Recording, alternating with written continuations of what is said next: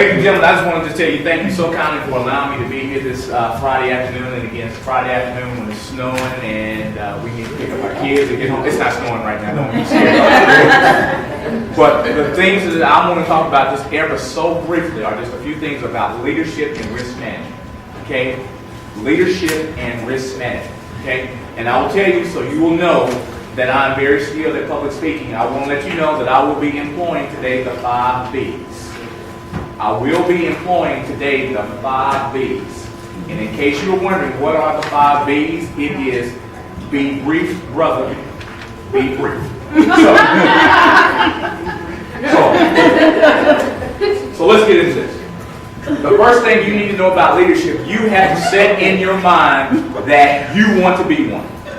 Okay? If you look at the young gentleman from where you're sitting at on your left, as compared to the gentleman that you see standing looking right there to you on your right, it is the same person.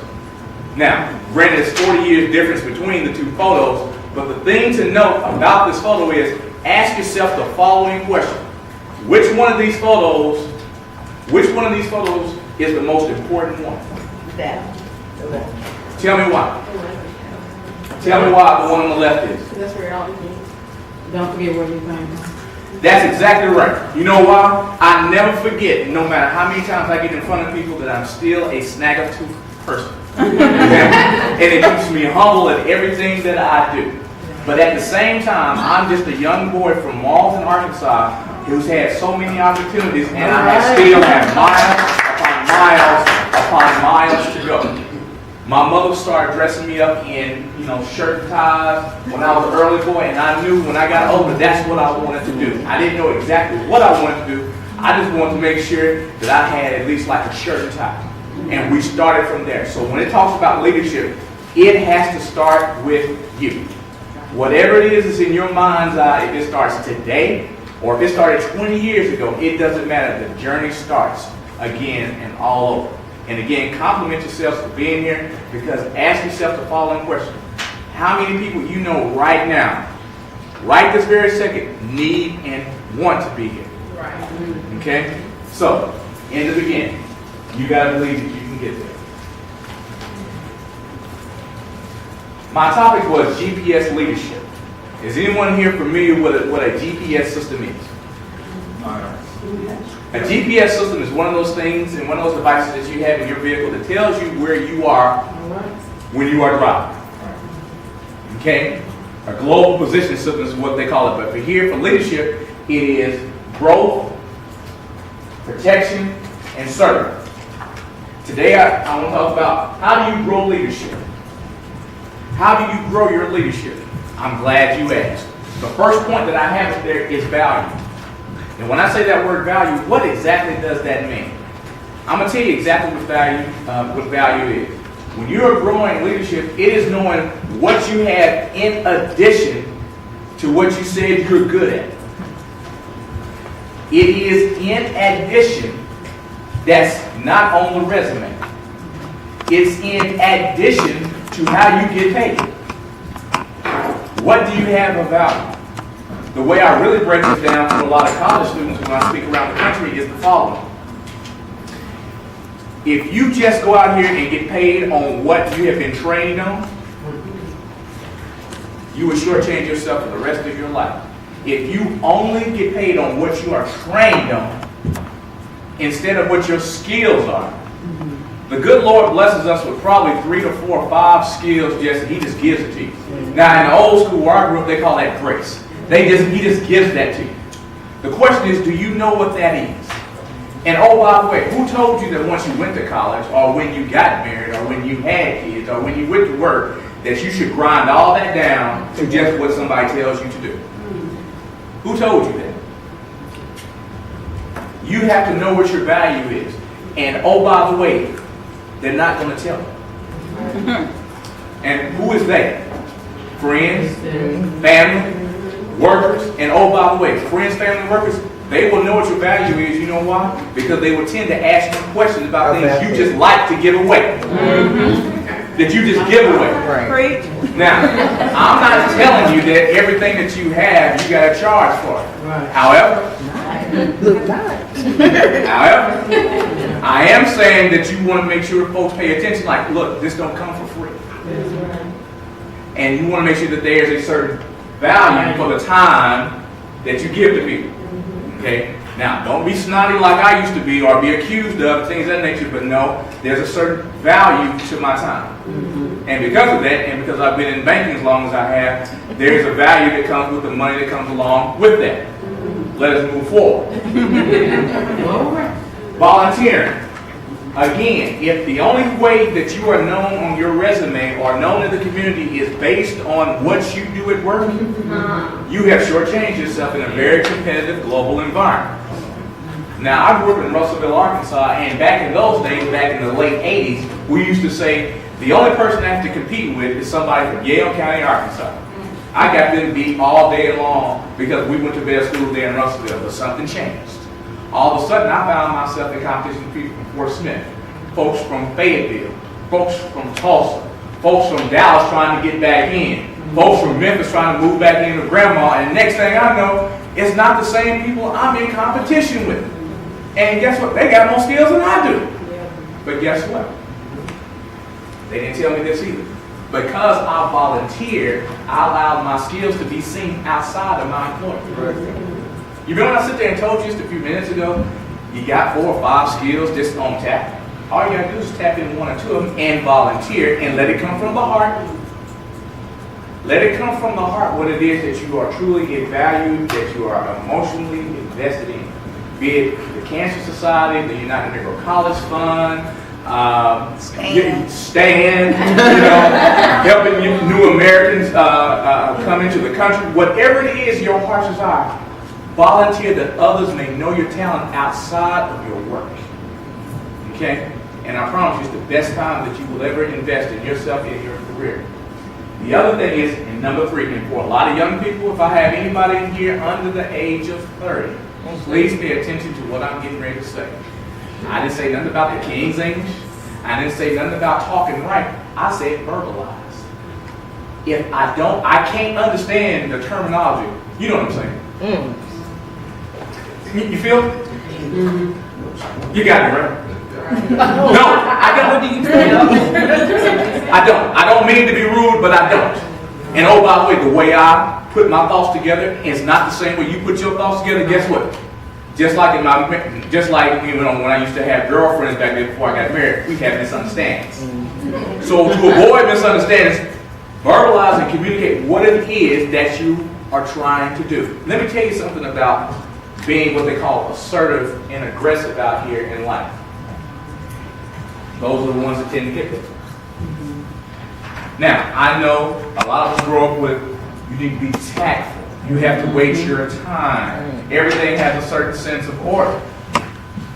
And that's true. Just make sure you let folks know that you're ready. That's right. Who told you you had to wait to verbalize what it is to say, I'm ready? Okay? Verbalize. And I promise you, when most of us have that sense of phobia of being scared, I feel like this. Again, going back to grace and mercy. If you have that in your heart, then you cannot fail. And I'm going to talk about that here in a second. What is failure? But let's go forward. Okay. Ask yourself the following question. I ask this question all the time to leaders.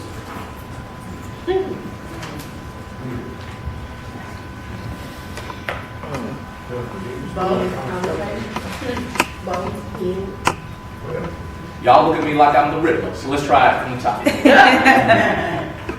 All of those who say that the leader starts the conversation, raise your hand.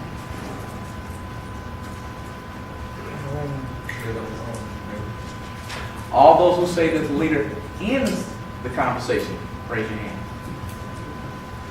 Ooh, leadership tells me that not everybody voted. So let's try this one more time. For all of you who think that the leader starts the conversation, raise your hand. For all of you who believe that the leader ends the conversation, raise your hand. So what's the answer? I think they can both. Both? I think it matters more what comes of the conversation than who starts or ends it. Okay, anybody else? Just my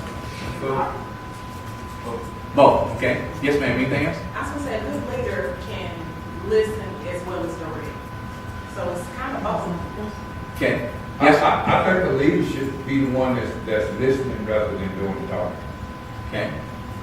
Anybody else?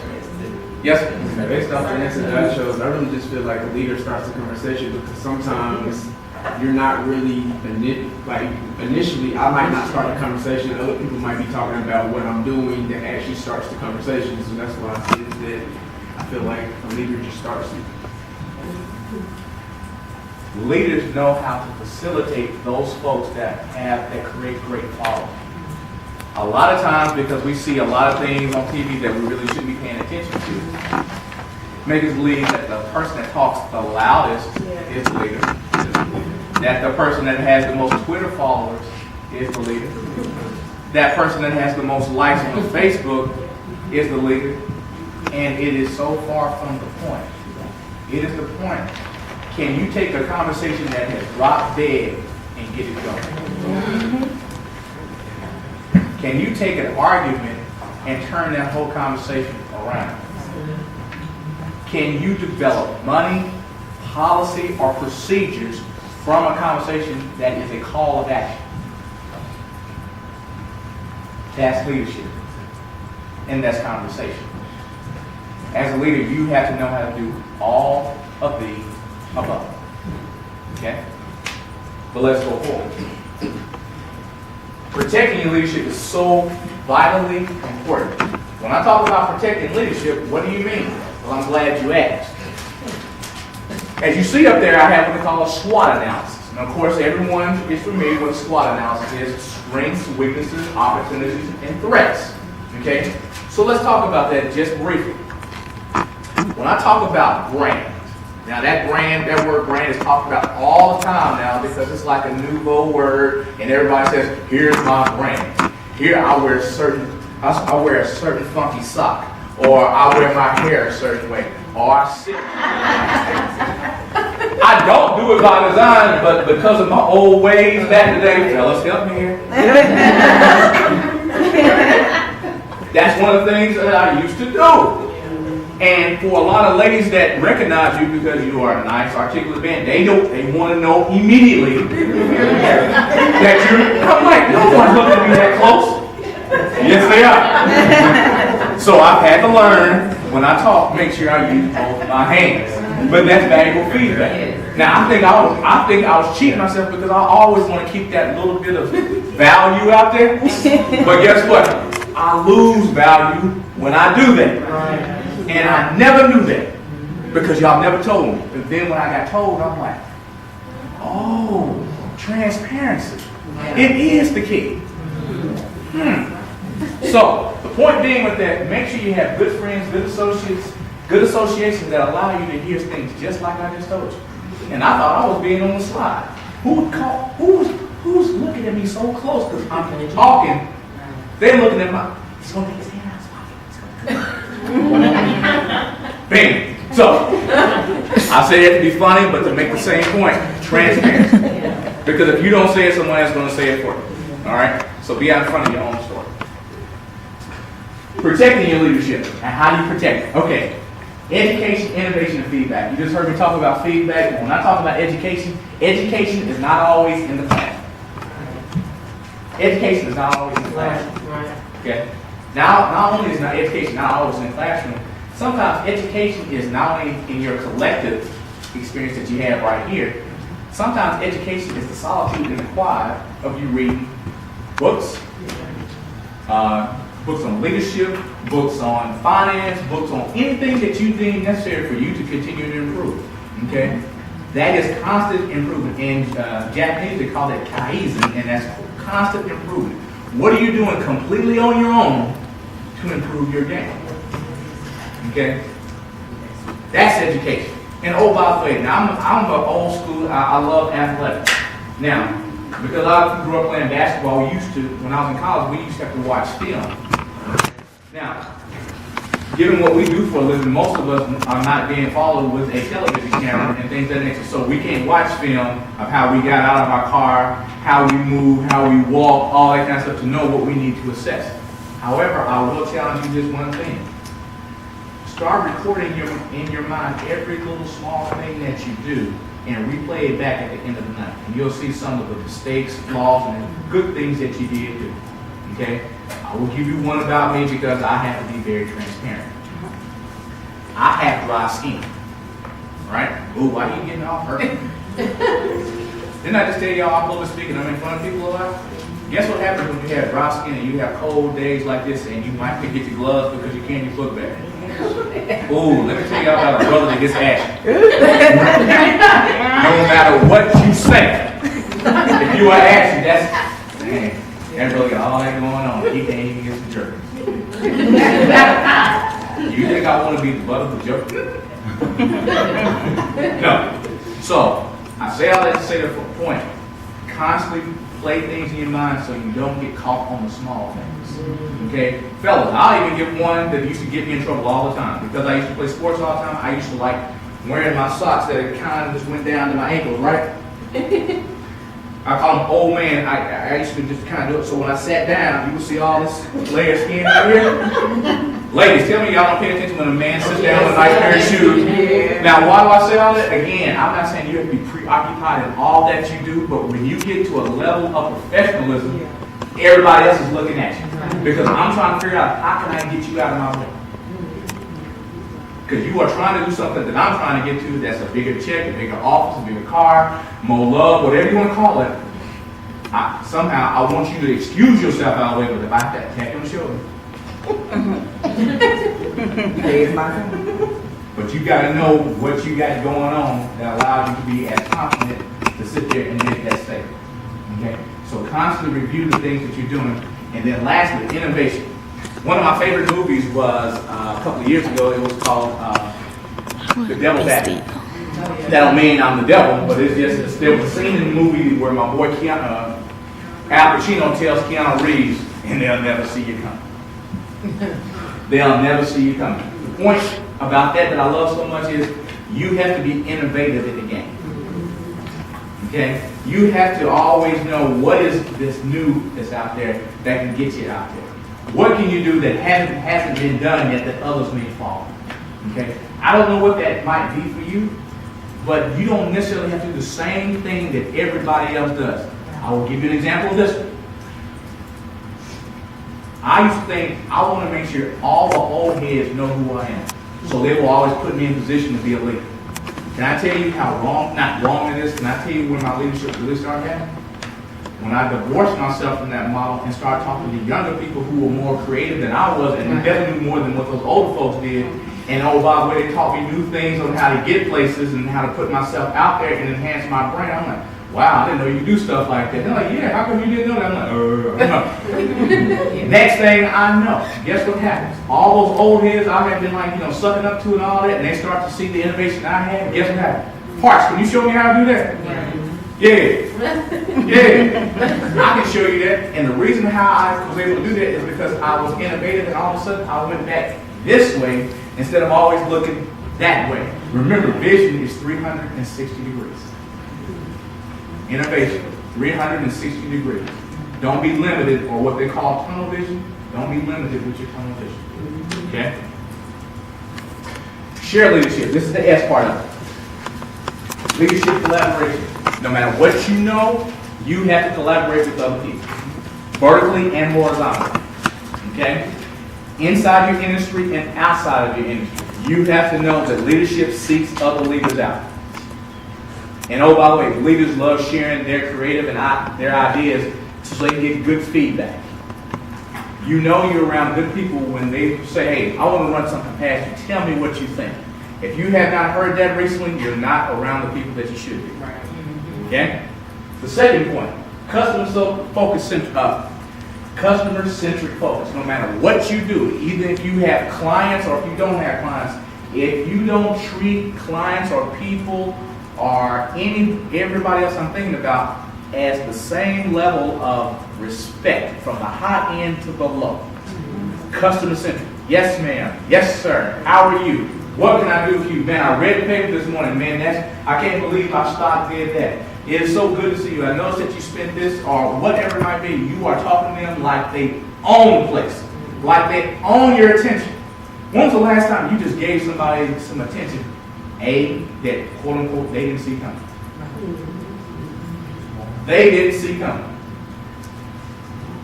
When you do stuff like that, I promise you, your name is being talked. When I say talked about, somebody is spreading your name that you don't have to do. And I'm not going to get into my PR skill, but what is good PR?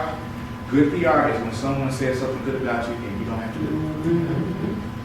Lastly, you just heard me talk about it. I just slipped my hand back in my pocket again. Open and transparent feedback. The word, I think, from all of last year in a geopolitical form was transparency. Whether you like Edward Snowden or not, whether you like Barack Obama or not, whatever, whether you like, the data breach that they had over Christmas. I will tell you this, if there's one thing that I've learned is transparency. It is very hard to tell your story to where everyone knows every little detail about you. But can I tell you something? Has anyone ever heard of social media? Do you realize you tell on yourself anyway? If you're telling yourself anyway, then what are you hiding? I have never seen anything like it in the world of social media. Hey girl, I heard about this. Oh, that wasn't me, or that's not me, that's not who I am, somebody's misunderstanding me. Okay. Well, you wouldn't be posting all that mess out there. That's right.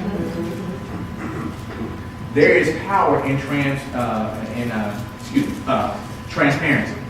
The reason why that is because there are so many people who are still so scared to embrace it.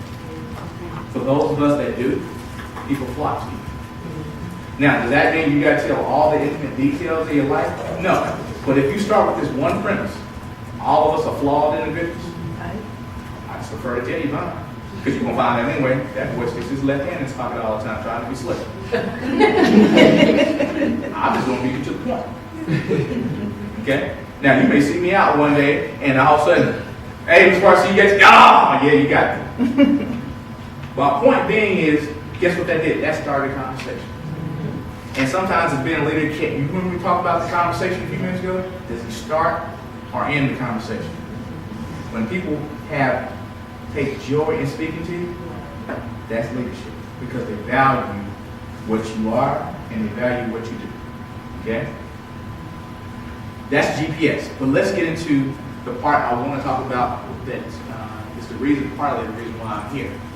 It's risk management. Past, present, future. Which one is more scary for you?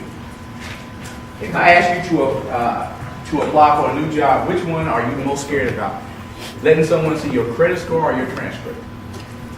Credit score. Neither. We all grown. Look here. Okay. We all grown. It's cool. Which one? Credit score. Now, I will tell you very honestly, a lot of employers do look at that.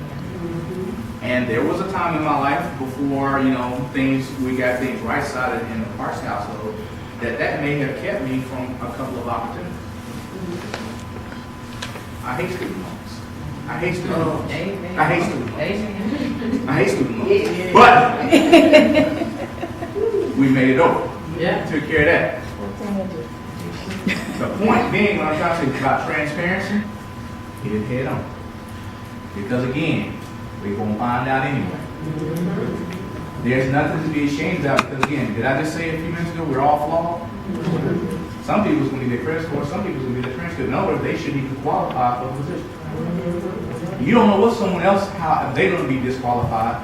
The question is, will you be woman or man enough to sit there and say, hey, this is a issue that I had, and that's why I had what in the past? Right. But my present situation is much better now, and everything is paid as agreed. It's not paid off, but it's at least paid as agreed. So if you haven't succeeded, I just want to let you know we don't have any other issues. And oh, by the way, and it's good fortune allows me to have this opportunity. That's a couple more $1,000s in my pocket that I can take care of that, along with giving you all the value and time and talent and service that I can do for you. Love you. Group up. Okay. Transcript, I don't care what it was back in the day, anything of that nature, it is what it is. As I tell people, if you graduated with a 2.1, the key word is graduate. Oh, by the way, did you take any other courses, did you do any other activities or anything of that nature where you were graded or someone said you did a great job? By the way, do you realize when you complete this course, someone like Tracy Steele or somebody else is going to have a nice little certificate for you and say, shh, congratulations, this is what you've done here for the Stand Foundation. And don't you know they're going to go online, look at the Stand Foundation, see what they've done for the past 20 some odd years. They're going to see the track record of folks that have come before you. And oh, by the way, if y'all met the other alums that have come through here before. And then oh, by the way, you already have a hidden network of folks that have had you back already on the front end. And so all of a sudden, all the things that used to dog you are already in your past. And guess what? You just move forward. Okay? But you got to get it in head on. Because until you do, have you ever seen someone in denial because they just won't let it go? Have you ever seen someone in denial because they just won't let it go? It's kind of like the old man in the club. Don't let that be you. Don't let that be you. All right. I've been to many places. Anyway, lastly, I will say this right here. Professional evaluation. If the only thing that you have is what your boss is going to say, you're in trouble. Because you know why? Your boss is going to give you a glowing report to get you out of there. If the only thing you have is what your boss has to say, this is what they normally going to say. Yes, he worked here between 2005 and 2012. He was a good employee. Thank you. You think that's what your 7 years of investment of time is worth? He was here. Thank you. So my point being is, make sure that you do a constant review of your past and know exactly how someone will look at you. Okay? But that's past. When I say what you look like, I'm not talking about your Facebook. I'm talking about grown folks stuff like LinkedIn and things of that nature. When I say, do you have a professional picture that represents you and where you want to go, what does that look like? If I get past the picture, because remember, in a social media driven world, the photo makes me read the text. Right. If I get past the photo and then I read the text, did you mean you wrote that yourself and you didn't get someone to professionally write better than that? Mm-hmm. You mean to tell me you're so proud, you know you're a great woman?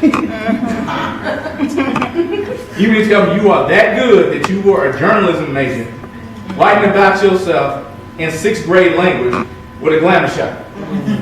Oh, Glamour shot. oh, you went to J.C. Penney's, didn't you? Girl, you beautiful. What is your digital identity? It has to be top shelf from the photo to the text that you write. And if you're not a good writer, guess what? God bless some people that are great writers, find them, and I promise you they're writers. I promise you they will. The second thing, I talked about your brand. If you don't have a brand, meditate. Go figure it out. What is it that you are so blessed in that you just love to talk about it and you just give it away?